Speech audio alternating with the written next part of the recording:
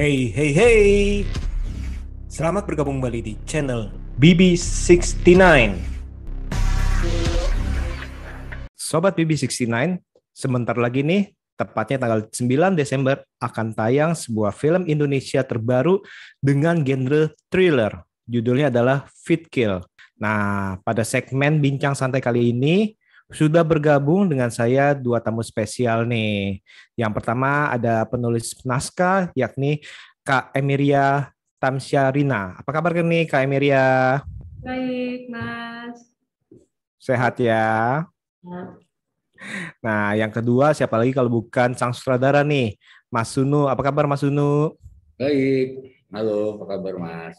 Puji Tuhan sehat nih. Oh ya, Ya, Mas Sunu boleh tanya gak nih dalam arti bagaimana sih ceritanya kok bisa terlibat dalam proyek Fit Kill ini?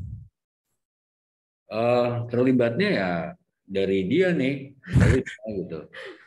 Jadi eh, Mbak Ia sharing ide gitu, terus kebetulan saya juga tertarik, ya kita wujudin aja gitu. Sederhana itu kok gitu. Oke, ini kalau nggak salah kerjasama ketiga ya yang Fit Kill ya, benar ya? Setelah aku lupa aku luka, terus habis itu pesan di balik awan ya dengan karya ya, Ya, Ya. benar ya? Gimana nih? Dalam arti sudah kerjasama dengan ketiga kalinya nih untuk ketiga kalinya ini makin gampang apa malah makin gesekan banyak nih? sebenarnya kenal samanya udah Udah lama. lama. Ya, Oh, udah lama. Emang penulis gue juga gitu udah lama. Terus juga karena Iya juga terbiasa dengan genre yang macam-macam gitu ya, Mas. Jadi ya hmm. kebetulan ya, tapi lebih dominan thriller horor ya. Ya kemarin horor juga yang sekarang thriller, Yang satu, cuman yang satu romantis gitu. satu romantis. Jangan. Ya, Nah, karya sendiri gimana nih? Ada pengalaman menarik gak kerja sama Mas Unu nih? Eh, Banyak ya pengalaman menarik kerjasama sama Mas Sunu. Emang dari karena kita udah kenal lama, udah tahu visi misinya Mas Sunu, terus rasa-rasa yang dia mau itu seperti apa. Jadi nggak sulit sih, dan Mas Sunu memang eh, ngarahin kita itu sangat, kalau diskusi itu sangat clear gitu, sangat jelas maunya apa, terus baiknya seperti apa. Jadi asik sih sama Mas Sunu. Yang paling menarik kayak memang bagi saya Fit Kill ini gitu. Karena buat saya pribadi dan Mas Sunu mungkin ini adalah salah satu konsep film yang masih pertama kali dan baru kita coba juga. Oke. Ya. Nah, sebelum kita lebih dalam mengenai konsepnya itu, saya mau nanya kembali ini ke Karya nih. Eh, Kira-kira nih proses penulisan naskahnya ceritanya gimana ini dari ide ceritanya terus atau sampai final draftnya? Eh, dari ide ceritanya itu sebenarnya udah, saya ingat banget ide cerita ini muncul di awal-awal pandemi, akhir tahun 2020. Muncul juga karena situasi yang terjadi saat pandemi, kan kita biasanya video call gitu ya.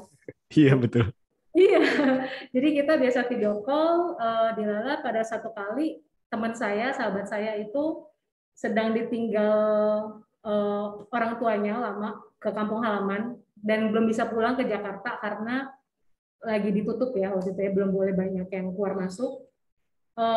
Posisi saya waktu itu sebagai Theo, dan saya mendengar ada suara-suara di rumahnya dia gitu. Ada Hmm, suara di rumahnya dia. Um, Lalu si anak ini emang dasarnya penakut tapi terpaksa nekat karena sendirian. Dia pergi keluar kamarnya untuk ngecek. Nah di saat itulah ide ini muncul.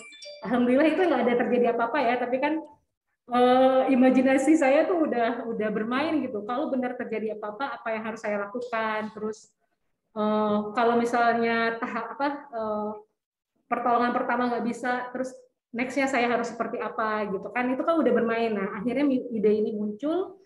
Saya ajukan ke Mas Unu awal 2021 hmm. idenya.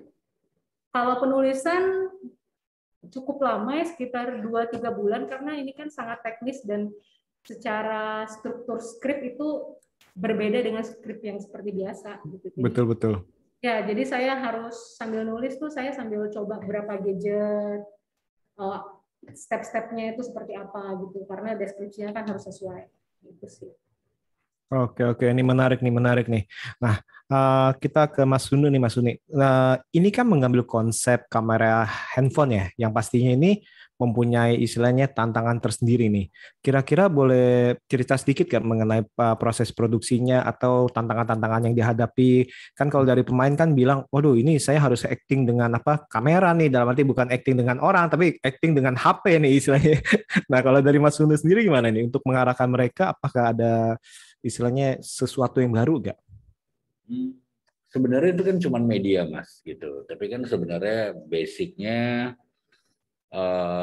yang perlu digali dari mereka kan ruang imajinasinya, karena mereka nggak ketemu dalam satu set yang sama ya. Jadi ketika workshop pun yang dengan tim workshop kita juga yang kita gali, yang kita eksplor adalah imajinasi mereka.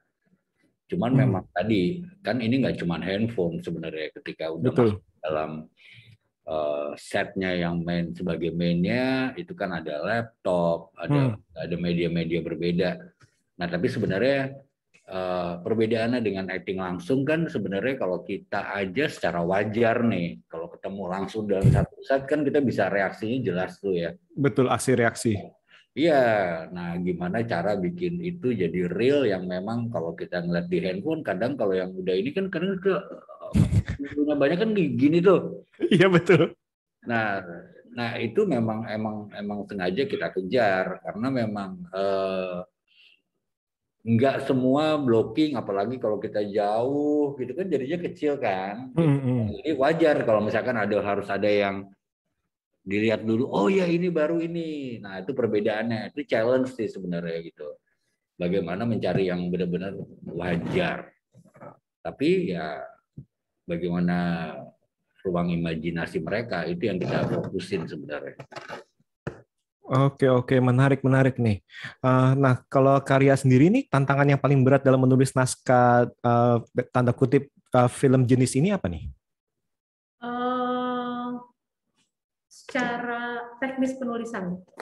Teknis penulisannya dengan skrip yang biasa itu sangat berbeda. Mungkin ini bisa dikatakan kayak film animasi kali ya, deskripsinya harus jelas, masuk perpindahan antara satu window ke window lain itu tuh harus terdeskripsi dengan jelas, dengan heading scene yang banyak, yang beranaknya banyak gitu. Dan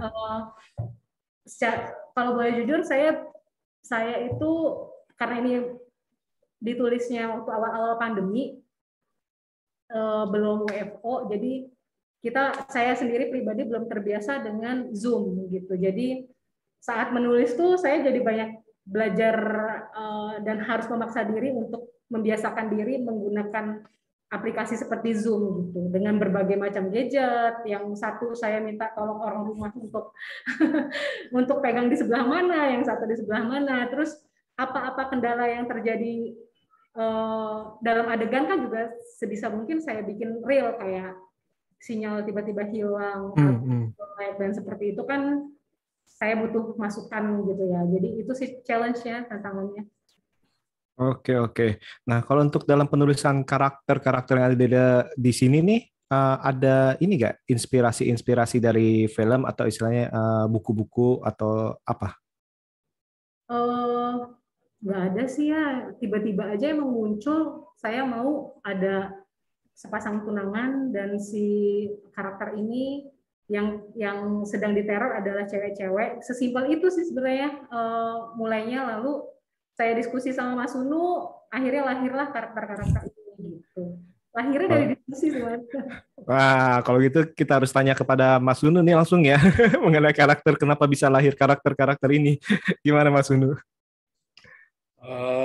Sebenarnya kan balik lagi itu kan imajinasi itu Mas sebenarnya. Kan juga kita nggak bisa punya satu panduan bahwa harus seperti siapa, karena kalau kejauhan dan tidak relate dengan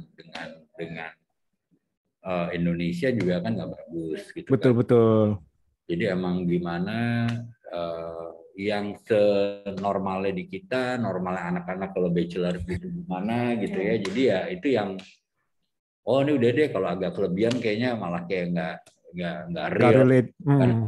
Jadi ya kita ciptain aja gitu. Kebetulan juga dari teman-teman cast juga justru malah lebih apa ya, lebih enak nanya ke mereka, ngobrol sama mereka. Oh lu sejauh ini ruangnya gitu yang kita bisa eksplor. Oh lu cuman segini, berarti yang sisi lain uniknya dari si A, si B, si D ya kita yang manduin di karakter sih gitu, kita yang blend. Oke.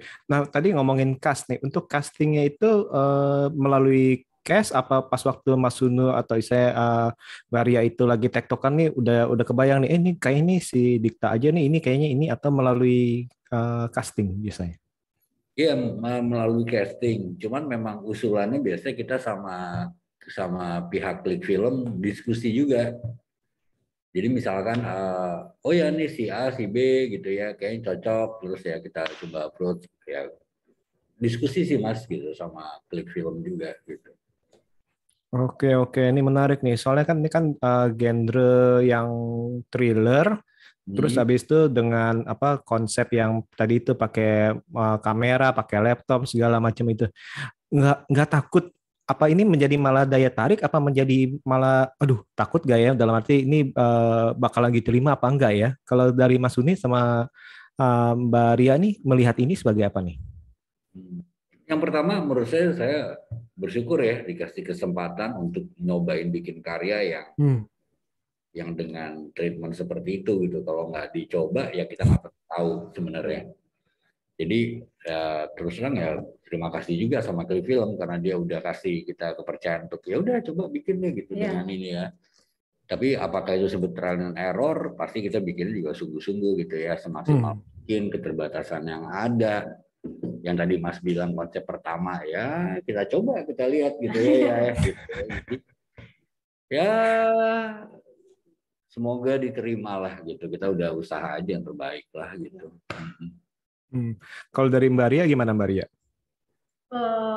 Kalau saya sih ngelihatnya ini sebagai satu kesempatan dan potensi juga ya besar buat saya pribadi, buat teman-teman cast, buat teman tim produksi, bahkan untuk perfilman kita gitu. Kalau misalnya ide ini kan memang sebenarnya masih langka ya di Indonesia, masih jarang sekali gitu dan ya seperti kata Mas Sunu, saat kita mengajukan ide ini, apakah ide ini akan diterima atau tidak, yang penting kita sudah melakukan yang terbaik, kita bisa berkarya dan mewarnai perfilman Indonesia seperti itu, apakah bisa diterima atau tidak, itu saya serahkan ke para penikmat sih, karena kita kan nggak bisa, gimana ya, kita mempercayakan kalau tiap orang itu pasti punya kesenangannya masing-masing dan punya aspirasinya masing-masing gitu, nggak bisa dipaksakan juga gitu. Yang penting sudah melakukan yang terbaik yang udah bisa berkarya itu sih Mas. Betul. Wah keren nih. Makin penasaran nih. Nah kira-kira nih ada istilahnya ada pesan yang tergantung di dalam film Fit Kill ini gak ya dari Mas Sunu sama Karya? Maksudnya lebih ke pesan yang mau disampaikan deliver atau apa Mas? Pesan yang ingin disampaikan melalui film ini. Apa ya? Hati-hati kalau bachelor party. Ya sebenarnya kan ngomongin friendship ya, tapi karena udah dewasa jadi ya pesan moral mungkin kalau orang udah dewasa pertemanan kita tahu sejauh mana batasan yang kita bisa lakukan lah gitu. Itu sih sebenarnya kita tahu batasannya, nggak semua karena atas nama apa gitu ya kita bisa lakukan apapun gitu, enggak sih gitu. Lebih ke situ sih sebenarnya. Oke. Kalau dari juga ya mau diomongin gitu ya, susah Mas gitu kan. Kalau dari Karya gimana Karya? Kalau saya sih, oh jangan spoiler. Nanti kalau ngomongnya jangan percaya dengan tempat sendiri, wah udah ketahuan nih. Sama kayak Mas Sunu sih Mas. Iya. Oke. Mendingan gitu sih. Oke, baik. Supaya nggak spoiler. Oke, ini sebelum pertanyaan terakhir nih. Kira-kira nih ada film atau proyek impian dari Mas Sunu dan Karya ini yang belum kesampaian nggak sampai saat ini? Misalnya Karya ingin menulis naskah untuk film genre apa atau film seperti apa? Atau Mas Sunu ingin buat, wah kayaknya saya ingin buat film seperti ini nih. Kira-kira ada nggak? Dari saya dulu kali ya. Banyak sih Mas. Wah, yang paling saya saya pengen tuh tentang history, adventure, nasionalis, tapi tetap komersil. Oke, science fiction nggak? Enggak, tapi komersil. Komersil. Oke, misalkan kalau history, kira-kira kurang lebih apa nih? Nggak ngerti apakah history mengenai perjuangan atau mengenai kerajaan atau Itu paling simpel kayak apa ya? Kayak Da Vinci Code lah. Oke, jadi berhubungan ini. Tapi kan tetap komersil, bukan yang berat, yang gimana gitu ya. Oke, mantap. Siapa tahu Da Vinci Code versi Indonesianya nih ya. Ya. Mas Uno ya. Keren. Jalannya lagi, alhamdulillah gitu. Keren. Nah, kalau dari Mbak Ria, kira-kira nih punya impian apa nih menulis? Aduh, kayaknya pengen nulis film ini ya, film itu atau gimana? Akhir-akhir ini saya sedang suka sekali nonton film action. Saya pengen, kalau misalnya ada kesempatan pengen nulis action. Apakah action itu nanti berbaur sama action horror atau action komedi, kita juga nggak tahu, tapi itu sih yang pengen saya coba nextnya kayaknya kalau ada kesempatan. Waduh, kayak ini bakalan jadi duo lagi nih, Mas Uno sama Karya nih ya. Semoga. Bisa. Oke. Nah, sebelum kita tutup nih, kira-kira ada pesan bagi Sobat BB69 nggak untuk menonton film Fit Kill minggu depan? Semoga ditonton, semoga juga menghibur, semoga juga ya hadirnya Fit Kill dapat tempat lah ya di industri film. Kita coba yang suatu yang menurut kita baru, tapi ya semoga memeriahkan lah industri kreatif di masa pandemi yang lagi kita recovery ini Mas gitu. Walaupun kecil tapi ya paling tidak ada kontribusi lah dari kami gitu. Amin. Nah, kalau dari Karya gimana Karya? Hampir sama sih kayaknya, semua pesannya udah diambil sama Mas Sunu. Semoga tontonan ini bisa jadi tontonan yang menghibur dan bisa diterima juga untuk teman-teman semua yang menonton. Semoga bisa jadi salah satu film yang setidaknya bisa meramaikan kembali bioskop kita, Mas. Oke, Sobat B69, terima kasih untuk mendengarkan episode kali ini nih. Ini benar-benar seru nih kita berbincang-bincang dengan Mas Sunu dan Kak Emiria nih.